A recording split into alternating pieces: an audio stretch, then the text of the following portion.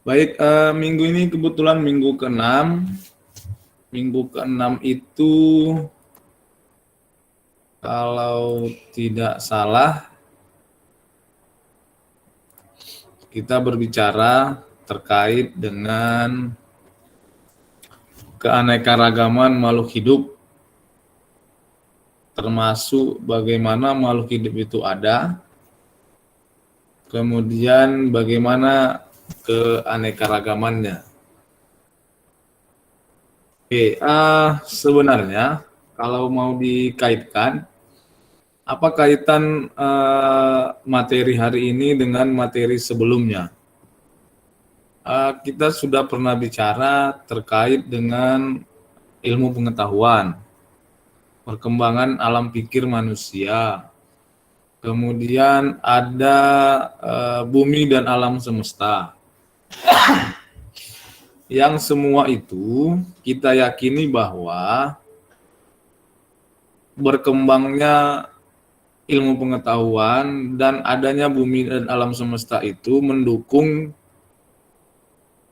kehidupan dari makhluk hidup, termasuk kita di dalamnya. Jadi kurang lebih materi hari ini itu ada hubungannya dengan materi yang sebelum-sebelumnya.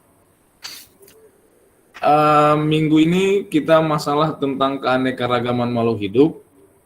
Secara garis besar kita itu berdiskusi kurang lebih bagaimana bumi itu terbentuk. Kalau bumi sudah terbentuk, berarti harus ada penghuninya. Kalau sudah ada penghuninya, kira-kira siapa penghuni pertama? Kira-kira begitu. Ini dari sisi dari sisi ilmu pengetahuan.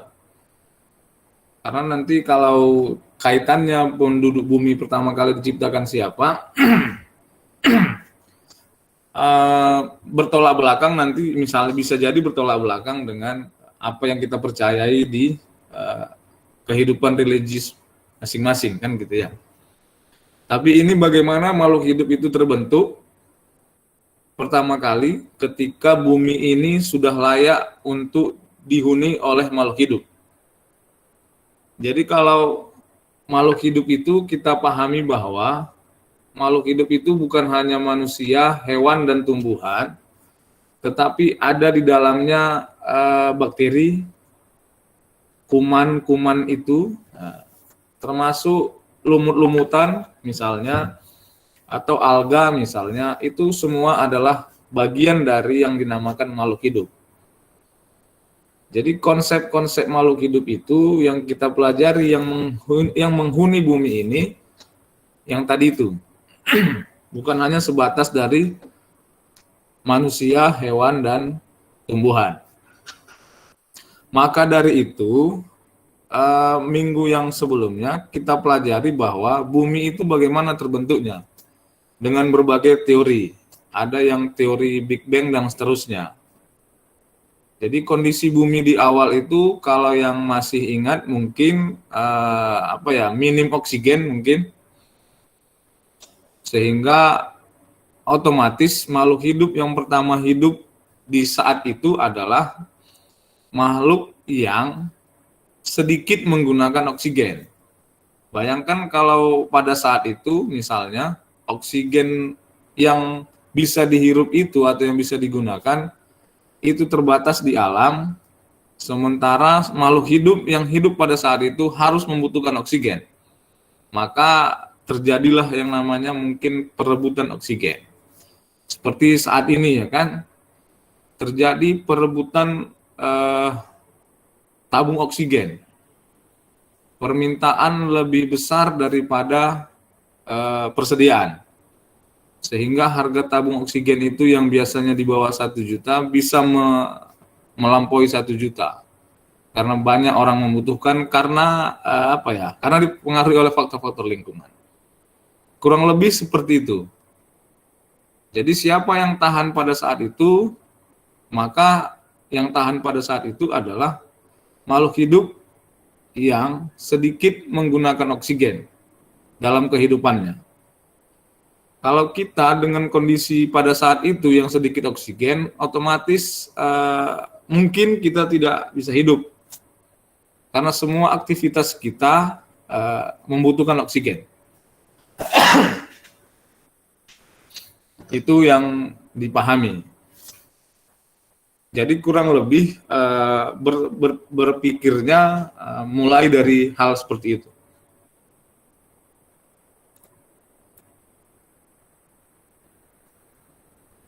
Nah, mungkin kita sepakat bahwa bumi itu terbentuk dengan kondisi teori-teori yang kita diskusikan minggu lalu. Itu dulu dipahami. Artinya teori pembentukan bumi menjadi hal yang pertama dipahami untuk memahamkan bagaimana makhluk hidup itu ada di bumi. Kita nggak bicara makhluk hidup yang ada tanda kutip di benua lain, yang mungkin kita sebut dengan UFO ya, atau alien ya gitu ya.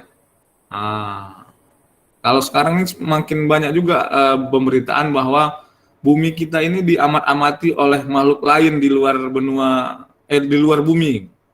Beberapa kali berita muncul seperti itu. Tapi bukan itu yang kita bicarakan kan gitu ya. Kita bicarakan bumi dan penghuninya. Penghuninya ini bukan yang gaib ya. Penghuninya ini yang nyata. Yang nyata itu bisa jadi tidak nampak dengan mata langsung atau yang nampak dengan mata langsung. Maksudnya yang tidak nampak dengan mata langsung itulah golongan-golongan kuman-kuman itulah ya, bakteri segala macam. Dia tidak nampak secara kasat mata, tetapi efek yang ditimbulkan kelihatan. Ya kan? Ini kan kita terbayang ini lagi di rumah ya, kondisi nyaman segala macam. Anda bayangkan kita masuk itu di 11.20 di FBS misalnya, kondisi panas, tidak ada kipas dan ruangan, muncullah bau-bau aroma yang kurang sedap gitu ya kan. Itulah efek salah satu dari makhluk yang tak kasat mata tadi gitu. Bukan jin ya. Jadi bau badan itu, ini cerita bau badan lah ya. Mana tahu dia belum mandi dari pagi gitu ya. Bau badan itu terbentuk karena aksi metabolisme yang terjadi oleh sekelompok makhluk hidup. Bisa dia golongan bakteri, jamur atau yang lainnya yang hidup pada daerah-daerah lembab. Jadi coba dibayangkan gimana perasaan ketika kuliah di tengah panas hari, di mana bagian-bagian yang lembab-lembab itu, disitulah potensi makhluk hidup yang tak kasat mata itu hidup. Itulah golongan yang tadi itu, golongan apa ya namanya ya, golongan makhluk tak kasat mata gitu ya. Tapi bukan gaib ya, bukan jin atau apa gitu, bukan. Sejenis bakteri, kuman, dan seterusnya. Jadi mereka itu hidup menyukai daerah yang lembab. Maka jagalah daerah-daerah yang lembab gitu ya iklannya ya kan. Karena akan mengakibatkan efek yang luar biasa jika dibiarkan. Kira-kira begitu. Potensi-potensi itu tentu bisa dikaitkan dengan bagaimana dan siapa makhluk hidup pertama yang hidup di muka bumi. Pada saat kondisi bumi yang miskin oksigen itu, ternyata ada makhluk hidup yang disebut sebagai makhluk hidup pertama lah, kira-kira begitu, yang hidup pada saat itu. Ternyata dari golongan makhluk hidup yang tak kasat mata itu. Golongan yang sangat kecil yang harus dilihat dengan mikroskop. Mereka hidup pada saat itu. Jadi kalau, istilahnya ya. Nah, ini dia. Bisa lihat nggak ya? Bisa, Pak. Bisa, Pak. Ya, yang ini ya. Yang bulat ini. Nah, inilah kondisi bagaimana bumi terbentuk. Kita lihat yang paling terluar itu yang warna mana ya? Ini ya yang pertama ya, lapisan pertama ya. Yang ungu ya, kalau nggak salah. Saya agak buta warna sih. Oke, ini kondisi oksigen sangat terbatas, tapi ada gitu. Nah, kalau yang di bawahnya ini, itulah yang pertama kali kehidupan, makhluk hidupnya ada gitu, tapi tidak menggunakan oksigen sebagai kehidupannya. Jadi kalau ada di pertanyaan, apakah semua makhluk hidup menggunakan oksigen dalam kehidupannya, maka pertanyaannya adalah tidak. Karena ternyata ada makhluk hidup yang tidak membutuhkan oksigen dalam kehidupannya. Bahkan bisa kandungan oksigen itu jika tanda kutip terhirupnya, dia akan mati. Jadi ada oksigen itu racun bagi dia. Jadi kalau nanti ada adik-adiknya yang kelas 1, kelas 2 SD bertanya, makhluk hidup itu bernapas dengan apa gitu ya? Ya, oksigen gitu. Apakah semua makhluk hidup membutuhkan oksigen? Jawabannya tidak gitu ya. Tapi kasih gambaran yang tadi itu, bahwa makhluk hidup itu bukan hanya manusia, hewan, tumbuhan, tapi ada makhluk lain. Oke, tunjukkanlah jamur atau lumut yang ada di dinding misalnya, atau jamur yang ada di kulit misalnya gitu ya. Itu contoh dari makhluk hidup selain yang 3 tadi. Oke. Maka kalau kita melihat dari proses perkembangan ini, yang namanya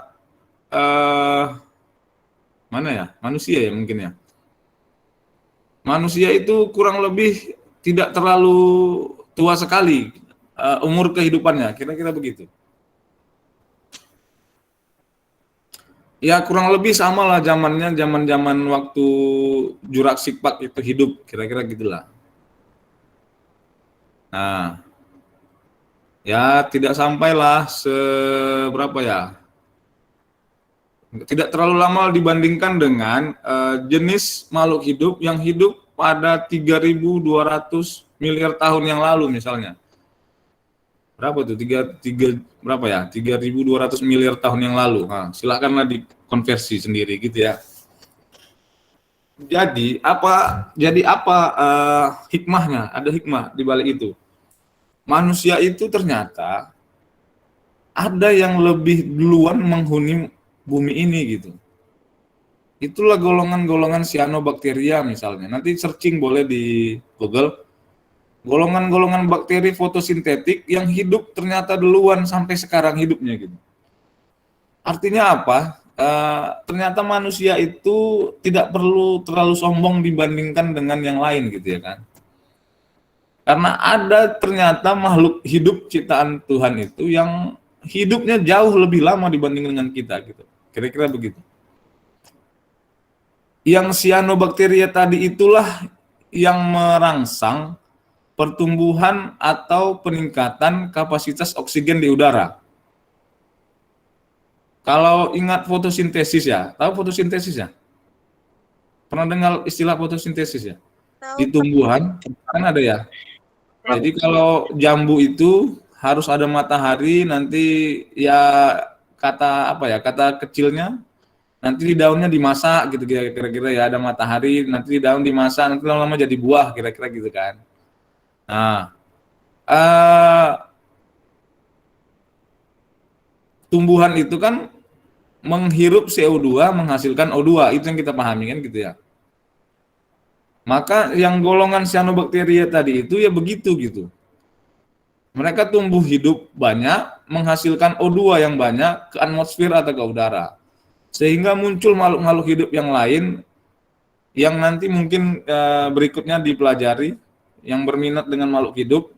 Muncullah makhluk hidup di laut, golongan ikan-ikanan, kemudian ada ikan yang frustasi nggak mau di laut, dia mau ke darat gitu ya. Itulah makhluk dua alam gitu ya. Tahu makhluk dua alam ya, amfibi gitu ya. Kayak buaya gitu ya. Buaya darat atau buaya muara atau buaya apa gitulah. Kan gitu kan. Jadi dia bosan di laut, dia mau nyebrang ke darat. Muncullah makhluk hidup dua alam. Kemudian ternyata ada juga makhluk yang pengen terbang gitu. Muncullah burung-burungan. Kemudian ada yang melata gitu ya, reptil gitu ya. Baru muncullah mamalia dan seterusnya. Itulah konsep kalau belajar klasifikasi makhluk hidup. Jadi secara umum makhluk hidup itu dibagi berdasarkan kalau istilahnya 3 kerajaan gitu ya, atau bahkan ada yang sampai 8 kerajaan, penelitian terbaru.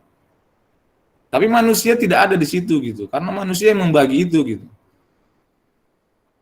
Kan nggak mungkin kita disamakan dengan mamalia dan seterusnya, kan gitu ya. Jadi manusia tempatnya sendiri gitu, karena dialah yang membagi makhluk hidup di muka bumi ini berdasarkan kesamaannya. Itu namanya klasifikasi makhluk hidup. Oke, baik. Oke, jadi makhluk hidup yang pertama kali hidup itu dikenal namanya dengan istilah prokariot. Prokariot.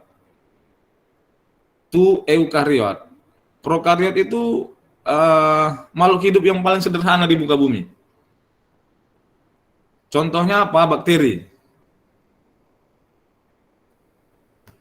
Walaupun dia makhluk hidup sederhana, tetapi potensi bakteri ini ternyata luar biasa gitu. Dia bisa menghasilkan listrik, dia bisa memperbaiki lingkungan yang rusak misalnya, bahkan bisa memperbaiki perairan yang ketumpahan minyak misalnya. Jadi nggak perlu misalnya di Belawan itu kan sering ketumpahan minyak karena banyak kapal motor, kapal besar di situ kan. Bahkan kapal tanker juga sering di situ bersandar. Biasanya kan minyak selalu tumpah segala macam, merusak lingkungan laut. Kan tidak biaya mahal ya kalau harus kita menyaring minyak itu satu persatu gitu ya kan. Maka ada potensi dari bakteri itu yang bisa menggunakan minyak itu gitu. Hilang minyaknya dari lautan.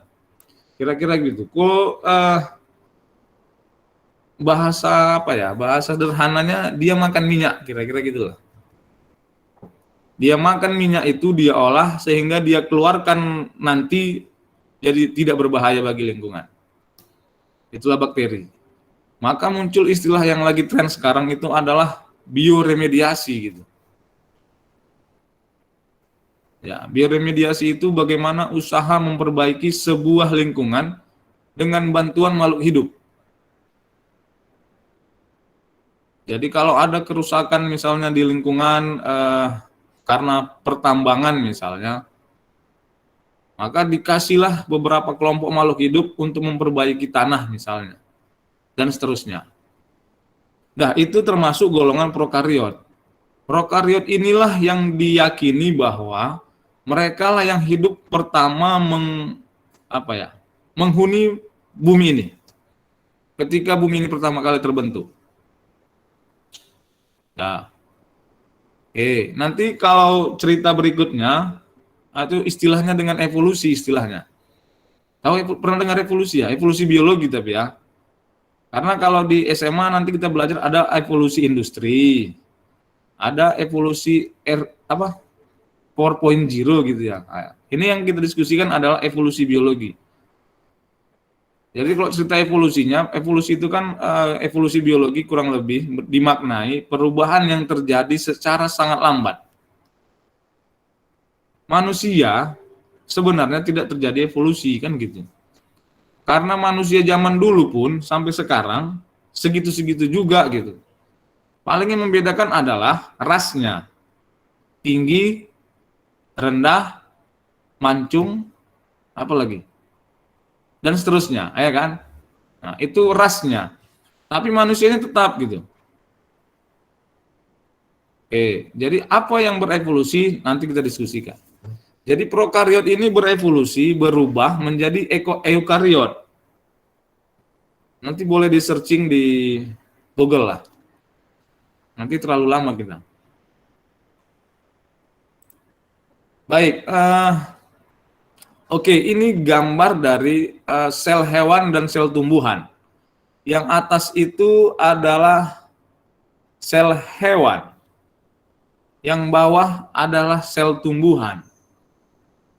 Kenapa ini perlu? Karena sel-sel ini bagian dari evolusi dari sel prokariot, katanya. Bukan kata saya nggak pernah meneliti ini. Kata beberapa peneliti. Oke, apa yang membedakan antara sel hewan dengan sel tumbuhan? Pernah lihat hewan ya? Pernah ya? Pernah, Pak. Nah, tumbuhan pernah ya? Pernah. Yang paling mudah membedakannya adalah sel tumbuhan itu sifatnya sel hewan itu sifatnya elastis. Tapi kalau tumbuhan itu statis, tetap. Oke. Jadi kalau hewan itu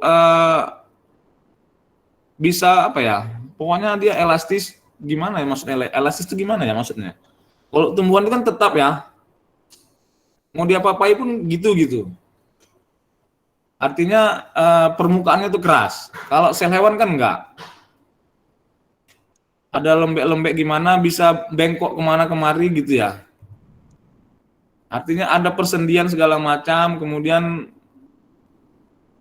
tidak sekaku dari sel tumbuhan. Sel tumbuhan kan kaku ya, keras lagi kan. Itu yang membedakan paling nyata. Jadi kalau ada orang yang kaku sekali, jangan-jangan dia terevolusi dari sel tumbuhan gitu ya kan. Ya, oke. Baik. Apa lagi? Oke, selanjutnya adalah makhluk hidup. Kalau kita tadi sudah bicara dengan buminya, kita bicara makhluk hidup. Ini ada pengertian makhluk hidup menurut ahli biologi tentunya, karena biologi lah yang mempelajari makhluk hidup. Ini Helena Curtis. Ini sebenarnya buku wajib orang biologi sebenarnya. Ini Kimball. Jadi kurang lebih hampir sama pengertian dari makhluk hidup antara kedua ahli ini. Intinya adalah makhluk hidup itu punya potensi untuk beradaptasi. Tapi kata Kimball, makhluk hidup itu bersifat rumit gitu memang. Berarti kalau ada orang yang rumit, emang betul lah dia makhluk hidup, kira-kira gitulah. Rumit urusan dengan dia, hubungannya pun rumit, nah kira-kira gitulah. Berarti yang makhluk hidup lah. Kemudian responsif, berevolusi dan seterusnya. Kurang lebih sama menurut makhluk hidup menurut dua ahli ini. Jadi bisa nanti kita cek kembali berdasarkan ahli ini, maka bisa kita simpulkan beberapa ciri makhluk hidup. Ini ciri makhluk hidup versinya mahasiswa ya.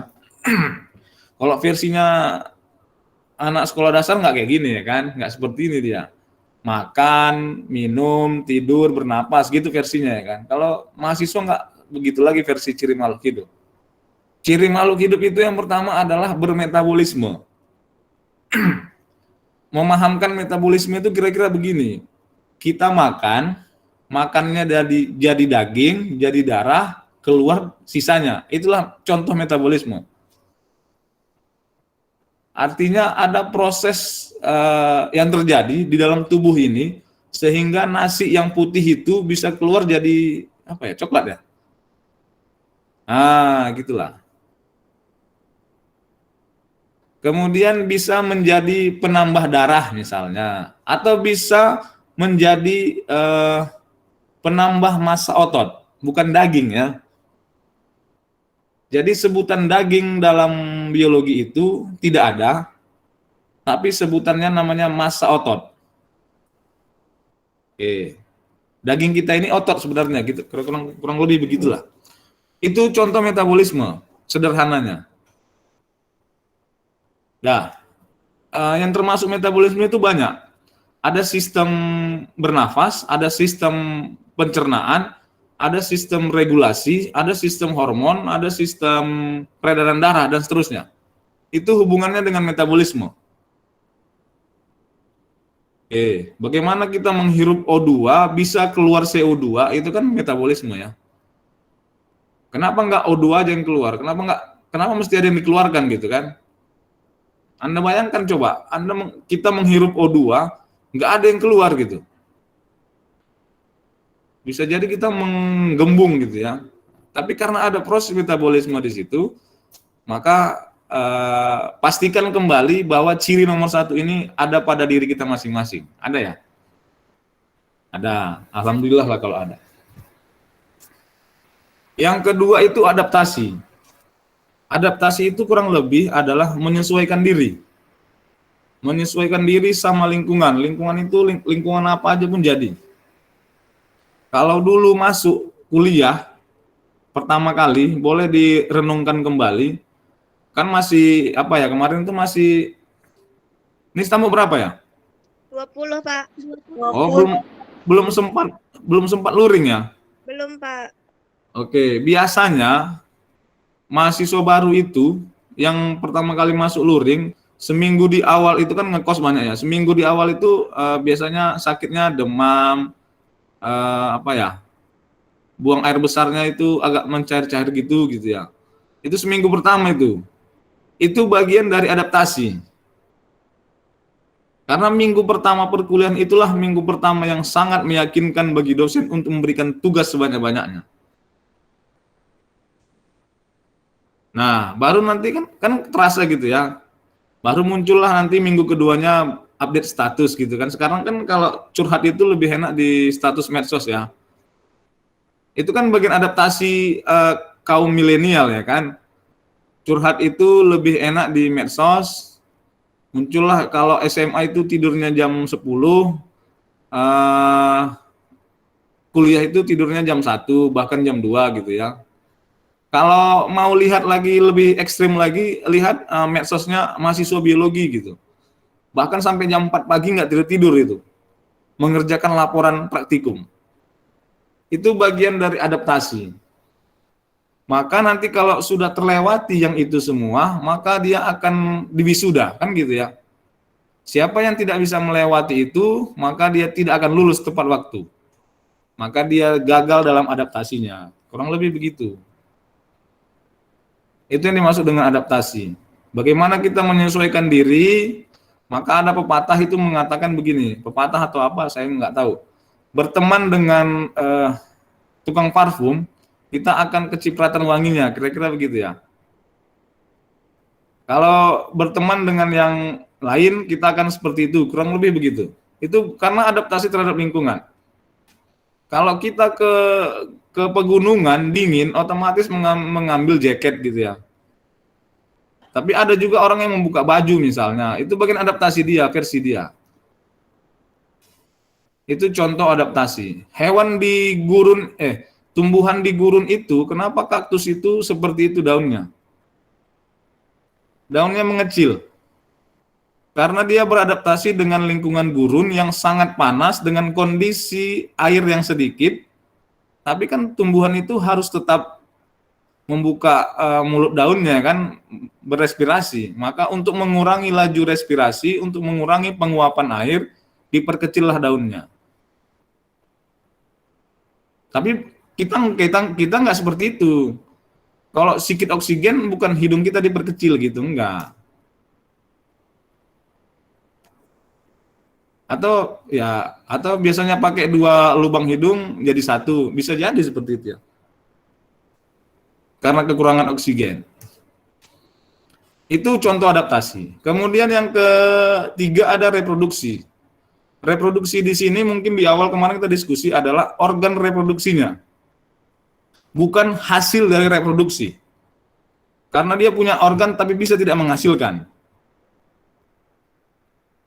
Kalau hasil dari reproduksi itu kuasa Tuhan ya. Nah, karena ada apa ya? Ada yang rezeki yang tidak yang tidak kita sangka ya kan, termasuk apa ya?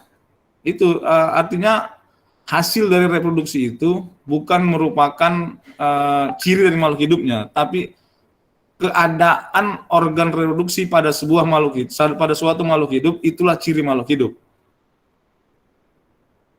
Nah, tapi hasilnya tidak. Kemudian tumbuh dan berkembang. Tumbuh dan berkembang itu adalah dari bayi, kalau manusia ya, bayi, anak-anak, remaja, dewasa, tua, mati, kira-kira gitu ya. Itu tumbuh dan berkembang. Kalau kemudian tumbuhnya ada yang ke atas, ada yang ke samping, ada yang ke depan, ada yang ke belakang, itu tidak termasuk yang di sini. Ya, ini yang termasuk di sini adalah tumbuh dan berkembangnya itu bukan semata-mata karena fisik, termasuk metafisiknya, alam pikir dan seterusnya. Jadi yang banyak itu ciri makhluk hidup bisa kita ringkas menjadi 4 ciri makhluk hidup ini. Dan saya yakin 4 ini sudah ada pada diri kita masing-masing. Makanya kita disebut juga makhluk hidup. Ya kan? Tinggal membuktikan sajalah apa sehebat mana kita beradaptasi dengan lingkungan kita, atau tumbuh dan berkembang kemana kita setelah ini. Kira-kira begitu. Oke, itu sekilas dengan ciri makhluk hidup. Kemudian bagaimana makhluk hidup, asal-usul kehidupan itu. Asal-usul kehidupan itu kurang lebih nanti ada 2 teori yang menyatakan itu. Ada teori abiogenesis, ada teori biogenesis. Ringkasnya adalah abiogenesis itu menyatakan bahwa makhluk hidup itu berasal dari bukan makhluk hidup. Kalau yang biogenesis, makhluk hidup itu berasal dari makhluk hidup. Contohnya begini, abiogenesis itu lebih dikenal kalau gini ya, perkembangan teknologi itu kan berkembang dengan ilmu pengetahuan. Pada saat itu mungkin ada orang melihat, tahu jerami ya? Tahu, Pak. Nah, kalau jerami ditumpuk-tumpuk kemudian basah kan lama-lama keluar apa ya? Ada pokoknya adalah makhluk hidup yang keluar dari situ kan. Nah, itulah contoh yang menyatakan teori itu bahwa makhluk hidup itu berasal dari makhluk mati gitu. Jerami itu kan udah mati. Nah, jadi makhluk hidup itulah contoh teori abiogenesis. Makhluk hidup itu berasal dari makhluk yang tak hidup. Kalau yang biogenesis, makhluk hidup itu berasal dari makhluk hidup. Percobaannya kurang lebih seperti di gambar ini gitu. Ada 3 bejana yang diisi daging apa ya? Saya nggak tahu daging apa. Satu perlakuannya dibuka lebar, kemudian satu ditutup rapat, satu ditutup kain kasa. Nah, yang ditutup rapat itu tidak terjadi apa-apa. Tapi yang 2 tadi itu muncul makhluk hidup baru. Itulah yang menyatakan bahwa makhluk hidup itu berasal dari makhluk hidup juga gitu. Cuman jangan ditanya lagi makhluk hidup yang itu dari mana datangnya gitu. Itu nggak terpecahkan itu. Ibaratnya telur sama ayam gitu ya. Mana duluan, telur atau ayam kan kira-kira begitu ya. Nah, bagi penganut paham ayam duluan, maka dia berargumen ayam duluan. Sebagai penganut telur duluan, dia berpendapat telur duluan. Sah-sah saja. Pokoknya itulah yang terjadi. Itulah fenomenanya. Jadi makhluk hidup itu secara rinci ini berdasarkan ilmu pengetahuan ya. Nanti kalau ditanya, jadi nanti kita kalau percaya yang biogenesis, kita nanti dari mana datangnya gitu ya. Tapi kalau yang muslim mungkin dari segumpal daging kan gitu ya. Kalau dibaca di surah apa gitu kan ceritanya begitu. Nah, hal inilah yang mengakibatkan nanti terjadinya keanekaragaman makhluk hidup.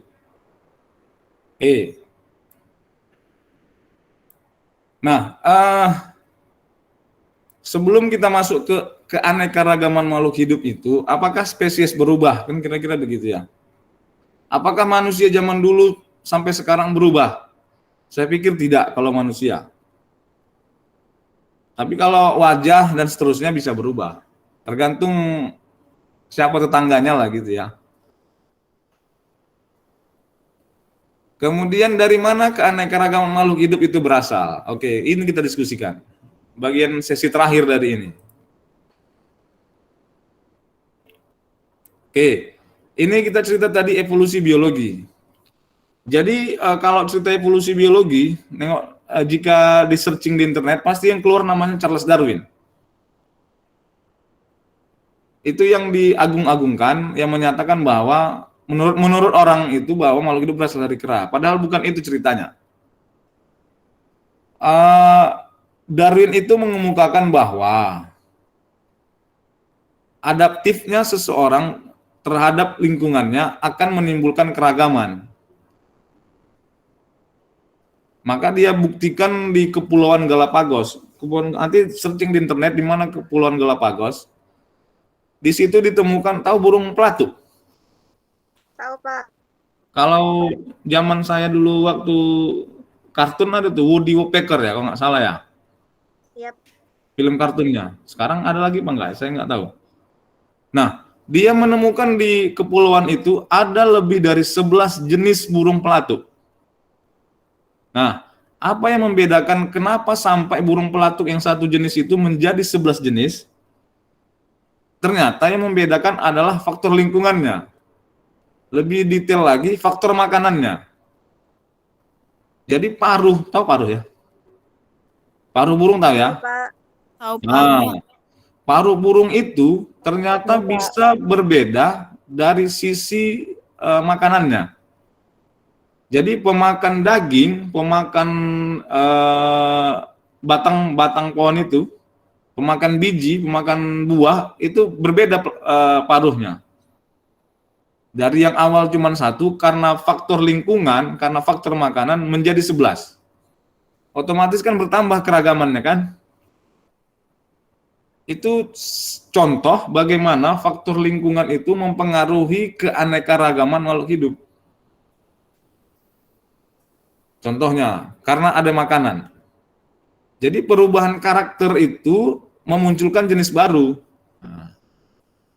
Kita itu omnivora, pemakan segalanya. Sudah? Kalau ada yang hanya makan herbivora, yang makan tumbuhan aja atau vegetarian, itu bukan karena manusia telah berevolusi menjadi pemakan tumbuhan, tidak.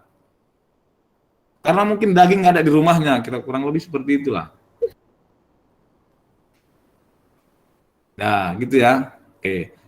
Kalau ada kucing di rumah yang tidak suka lagi makan tulang, daging, dan seterusnya, sukanya makan sayur-sayuran, bukan berarti muncul spesies baru atau jenis baru, kucing pemakan sayur gitu. Enggak. Karena di sebelah rumah kalian, bisa jadi kucingnya masih makan atau masih mencuri ikan, kan gitu ya. Nah, tapi kalau semua kucing di muka bumi ini sudah tidak memakan daging, tulang belulang, maka mungkin bisa dipastikan telah terjadi evolusi kucing. Sehingga nanti kalau didekatkan tulang, dia tidak merespon apa-apa gitu. Bahkan sekarang kalau kucing lihat tikus pun, kucing yang takut kayaknya ya. Apalagi tikusnya yang besar-besar itu, kucing yang lari. Itu perubahan tingkah laku sekarang. Kemudian, apa yang mungkin bisa menyebabkan terjadinya keanekaragaman itu? Bisa mutasi, seleksi alam, migrasi, dan aliran gen. Kurang lebih begini, tahu cerita jerapah ya? Ada gambar jerapah situ ya? Jerapah leher pendek dan jerapah leher panjang. Ternyata nanti menurut ceritanya, jerapah leher pendek ini mati karena tidak mendapatkan makanan yang tidak bisa dijangkaunya. Karena pada saat itu tumbuhan tinggi-tinggi. Maka yang tidak mendapat makanan, maka otomatis dia akan mati. Tinggallah sekarang jerapah yang berleher panjang. Gitu ceritanya. Apakah betul jerapah leher panjang itu begitu ceritanya? Nanti tanyalah jerapahnya gitu ya. Kemudian mutasi. Tahu mutasi? Mutasi ini kurang lebih begini. tahu apa ya, gimana caranya ya? Ketika ada apa ya, terjadi perubahan karena pembacaan, kalau di manusia, di makhluk hidup itu kan ada gen namanya ya. Jadi gen itu ditentukan oleh ibu dan ayahnya. Ya, yang paling kecil golongan darah lah. Kalau golongan darah anak itu pasti sama dengan ayah dan ibunya. Kalau enggak perpaduan keduanya. Maka kalau tidak ada yang cocok di antara yang tadi itu, bisa jadi tetangganya. Kan kira begitu. Maka nanti cek dulu golongan darah kalian masing-masing. Cek golongan darah ayah dan ibu gitu ya kan. Nah, kalau tidak meyakinkan menurut kalian, ya itulah, bisalah didiskusikan gitu ya. Kumpul keluarga atau gimana gitu kan. Mutasi ini, mutasi itu, contoh mutasi itu adalah kalau yang wanita itu tahu ya, UV, sinar ultraviolet, Tahu, Pak. sinar matahari. Iya, maka ada pelembab siang, pelembab malam, pelembab pagi, dan pelembab itu kan ada ya. Untuk mencegah terjadinya iritasi pada kulitnya gitu ya. Karena memang sinar UV itu bisa mengakibatkan mutasi. Nah, mutasi itu perubahan genetik. Bisa jadi terjadi kelainan pada kulit kalau terpapar terlalu sering. Muncullah penyakit-penyakit yang tanda kutip yang mungkin agak kelainan dan seterusnya. Maka sekarang menarik untuk di bahan kecantikan itu, ya itu tadi, ultraviolet tadi itu. Maka orang-orang lingkungan sangat apa ya? Sangat berkontribusi besar bagaimana caranya lapisan ozon itu tidak menipis. Tumbuhan tidak banyak ditebang. Karena apa? Karena sinar UV itu bisa mengakibatkan mutasi. Bisa mengakibatkan kelainan genetik. Kalau sudah mengakibatkan kelainan genetik, bisa jadi terjadi spesies baru misalnya. Kalau nonton film kan banyak itu ya. Kalau Hulk yang hijau itu kan terjadi kesalahan di lab ya kan. Dia bisa membesar gitu kan. Nah, itu kan bagian dari contoh dari mutasi itu. Nah, banyak lagi contoh mutasi ini, termasuk penggunaan zat aditif makanan. Makanya kalau ibu hamil itu dikurangi mengkonsumsi zat aditif makanan, karena pada saat itu dia sedang mengandung, kemudian di dalam kandungan itu terjadi pembelahan sel besar-besaran dan pembentukan organ-organ baru. Jika dirangsang dengan zat-zat mutagen namanya, kalau zat-zat namanya mutagen, maka bisa jadi kesalahan pembacaan. Sehingga muncul mungkin tidak terjadi kesempurnaan pembentukan organ misalnya, kira-kira begitu. Nah, maka hindarilah dari penggunaan terlalu banyak zat aditif pada makanan. Kalau mau yang warna kuning makanannya pakai kunyit. Kalau yang warna merah pakai darah gitu ya. Pakai apa ya? Pakai bit, Pak. Nah, pakai bit. Kalau yang mau warna hijau pakai pandan. Jadi gunakan hal-hal yang seperti itu. Kemudian ada migrasi, ini perpindahan. Jadi ada kalanya makhluk hidup itu berpindah dari satu pulau ke pulau lain, tapi tidak kembali. Nah, bukan yang kalau dia misalnya sore pergi, kan ada sekelompok burung itu ya, pergi ke pinggir laut pagi-pagi, sore pulang kembali, bukan itu termasuk ya. Tapi dia perpindahan antar pulau, migrasi. Aliran gen ini juga begitu. Jadi kalau ini nanti aja kita ceritakan ya, agak panjang ini. Nanti tambah pening pula kalian. Nanti bisa dibaca lah gen itu tadi ya. Oke. Kemudian konsep keanekaragaman hayati itu atau keragaman makhluk hidup itu semakin banyak di suatu lokasi keanekaragaman makhluk hidupnya, maka lokasi itu dinyatakan sebagai kesehatan sebuah sistem biologi. Makanya kalau dari sisi ekosistem, pertanian monokultur itu kurang baik bagi kesehatan sistem biologi. Karena yang hidup di situ cuman itu gitu.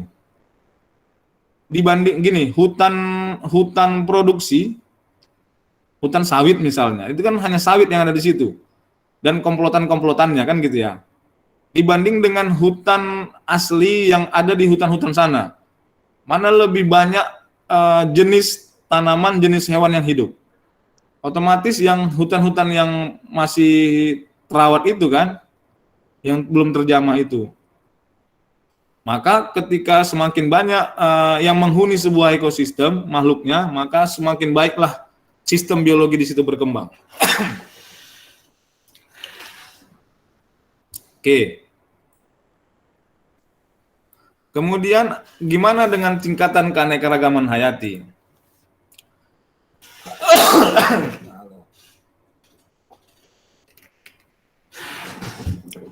Nah, yang paling besar itu ekosistem. Ekosistem itu dihuni oleh spesies. Dalam spesies itu ada gen, gitu cara membacanya.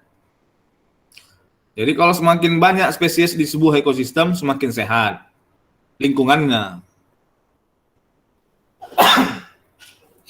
Kira-kira begitu. Jadi batu-batu ya.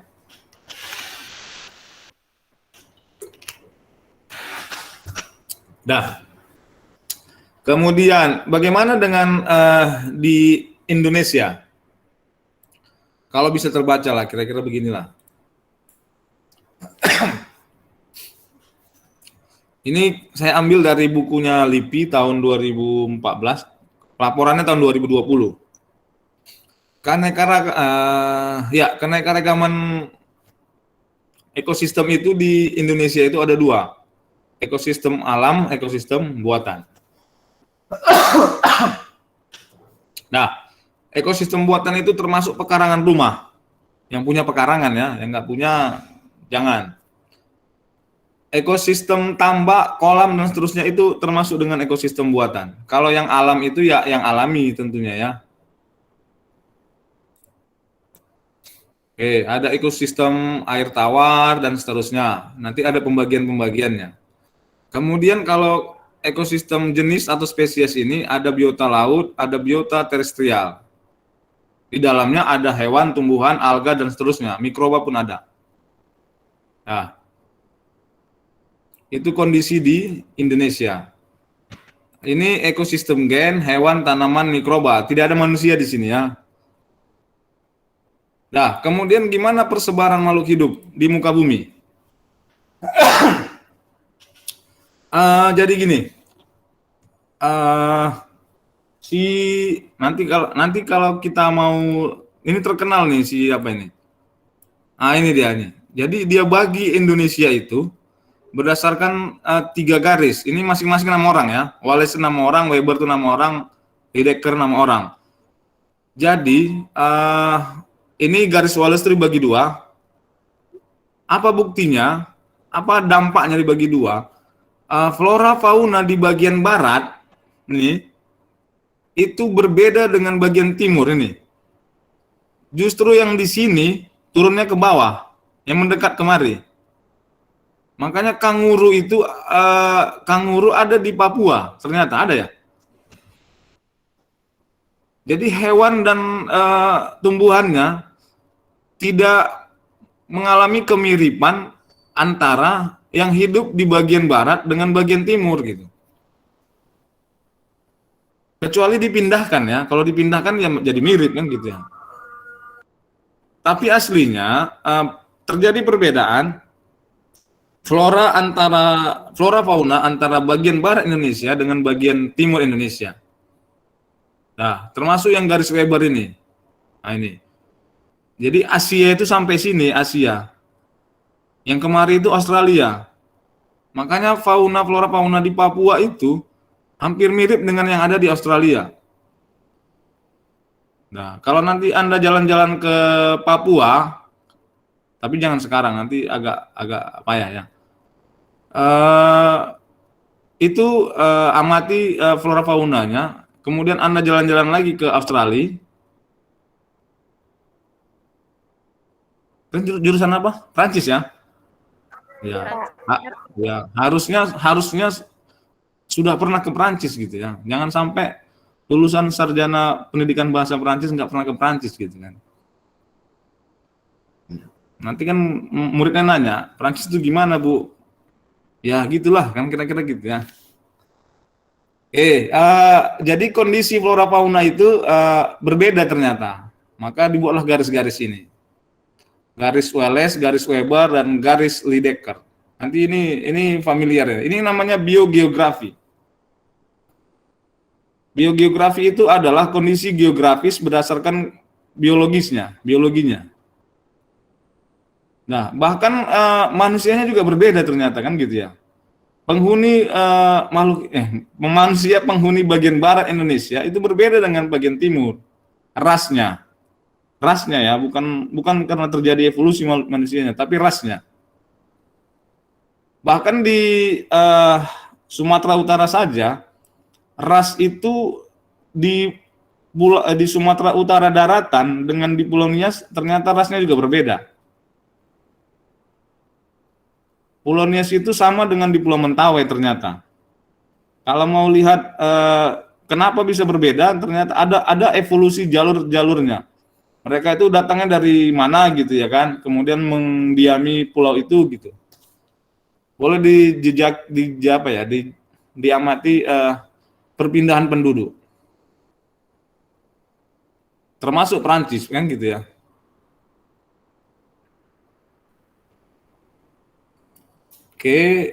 Oke, kurang lebih seperti itu ceritanya. Jadi keanekaragaman itu terbentuk karena bisa jadi karena faktor lingkungan.